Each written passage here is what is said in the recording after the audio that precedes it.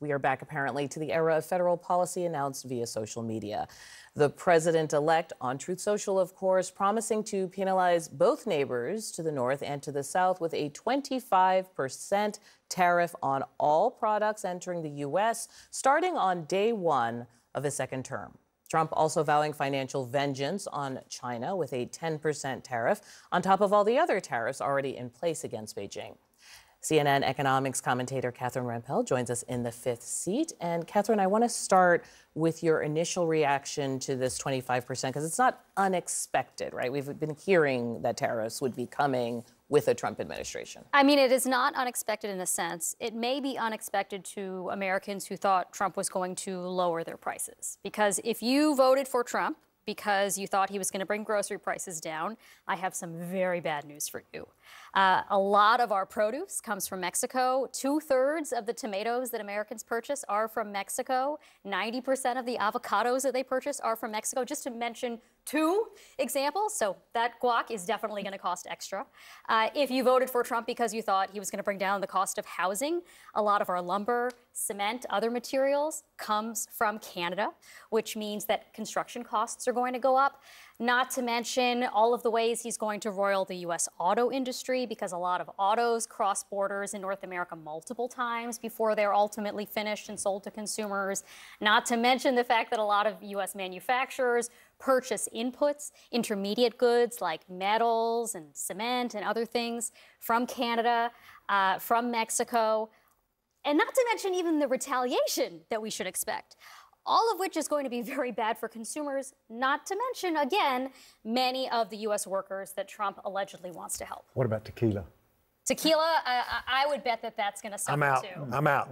Count me out. Can I ask our Republicans at the table, I know there's a love-hate relationship with tariffs, with some people sort of saying, like, yes, they can be a cudgel against other countries when you want to have influence over their policy. And we should say in these Truth Social tweets, he was talking about immigration and the border and fentanyl.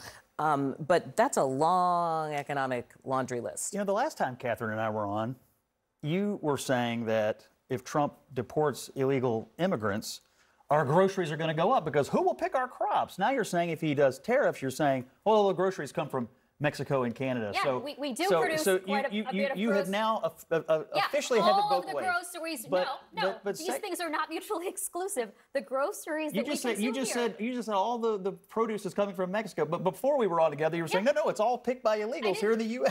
I said nothing of the sort. I think we do actually have a sense of what this could affect in terms of goods. For instance, from Canada, oil is one of the things. Also, when it comes to China, technology, machinery, you've got that from Canada here. Vehicles is another one. Look, you know, the reason why I wanted to start the show with this is because, like, it's shopping time. Yeah. I mean, we are literally heading into the season, and it's shopping time. Avocados aside, there's a lot of stuff that's going to come up. Gas prices are going to go up too. Jim, you've said in the past that you did not like across-the-board tariffs. So when someone gets on and says 25%, check everyone, you feel what? I would point out that Mexico did violate the Mexico-Canada trade agreement earlier this year when they enacted AMLO's judicial reforms.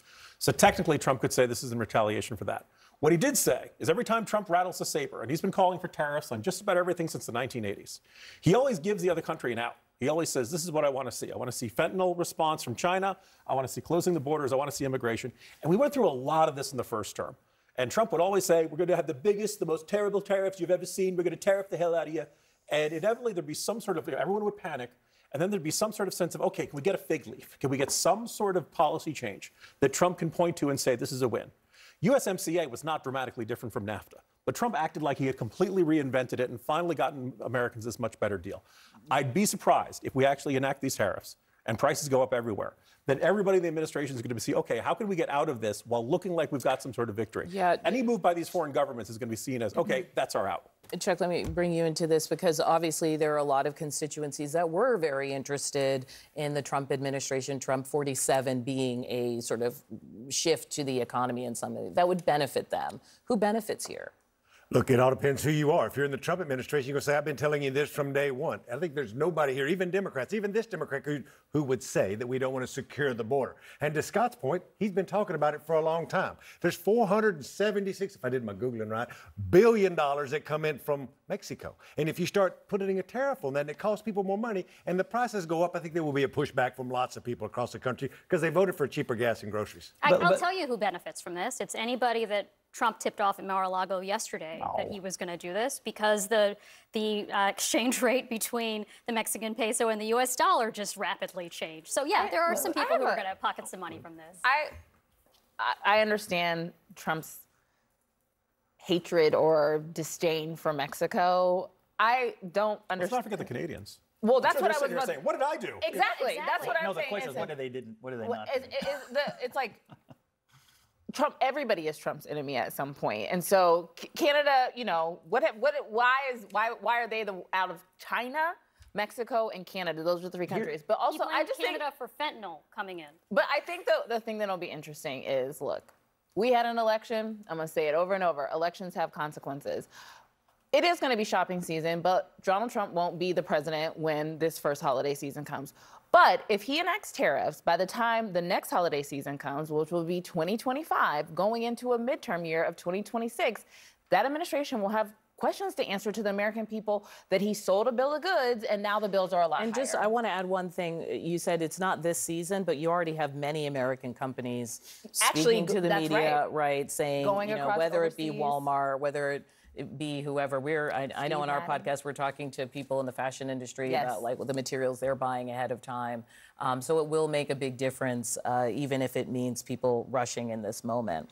I want to move to this issue of immigration, since you guys kind of have all touched on it here, which is that you have the sort of potential incoming administration talking about how they will wield policy.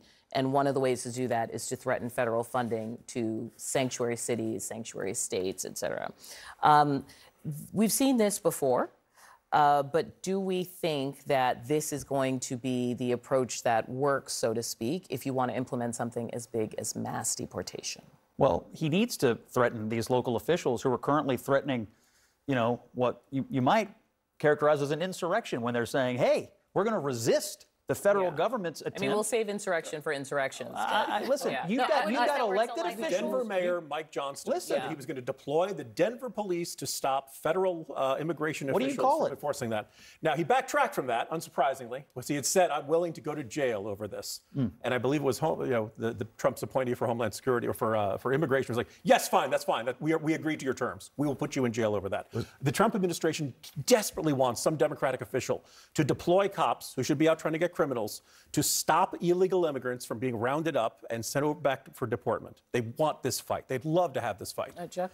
I was fixing to ask you which one of the administrations in Trump was it, Hulk Hogan or Macho Man Randy Savage, but we'll stay on this immigration stuff. That's a deep cut thing. Compare the two got me there. So look, me and Scott have had this debate, and Scott will tell me that we're just going to deport bad people, or these people. I think he says it's 1.check me, Scott. 1.2 people that's got records that need to be deported, or some kind almost 1.6. 1.6. Yeah. All right, so we talked last time I was here about my business partner, who is from El Salvador, whose TPS expires in March. If she doesn't self-deport, she is one of these criminals at that point. And she's been here for 26 years or 22 years. She came here when she was 6, and she works for me. She will make more money than a U.S. congressman and pay more taxes than him this year. This is the problem I have. This is the problem where real people with real lives are going to be affected by this, and I think there's kickback to that.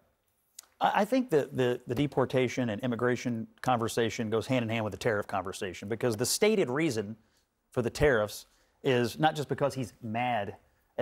He wants to use it as a tool, as a cudgel against these countries that he doesn't think are stopping the flow of people and drugs across our border.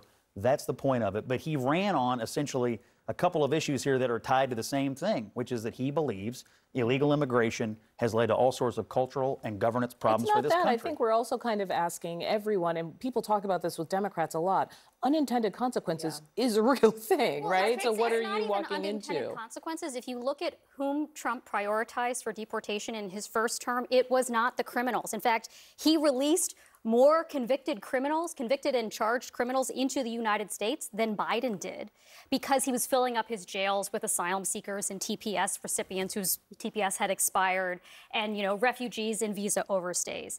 They can say all they want that they're planning to prioritize criminals, which I think is great. In fact, Obama did that. Obama, remember, was the deporter in chief. But that is not what Trump did. He literally rescinded a Trump-era order that prioritized detaining and deporting criminals in favor of having no priorities, which means everyone, which means your business partner, which means an asylum seeker. Ashley, the thing that will be interesting is that you're right. We debated over and over. I don't agree with Donald Trump's immigration policies. He also has never really explained how he's going to execute the deportations, which gives a lot of people fear, alarm, and concern. But when the deportations start to happen, and people see children going home from school and a parent not being there anymore, we're all human.